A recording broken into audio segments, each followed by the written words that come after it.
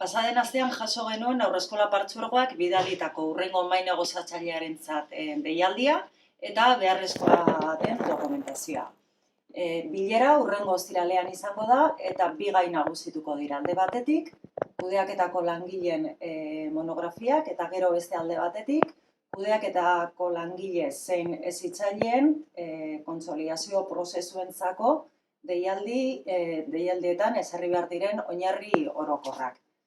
Lab sindikatutik argi dakagu lanpostuak finkatzeko eta langileak egonkortzeko prozesuak izan behar direla hauek, eta zentzu horretan ezinbestekoa da labek bilera horretara eramango duen aldarrikapena aintzat hartzea. Hau da, hezitzaile eta kudeaketako langileentzat izandako lan esperientzia erabakiorra izatea eta gehien barematzea.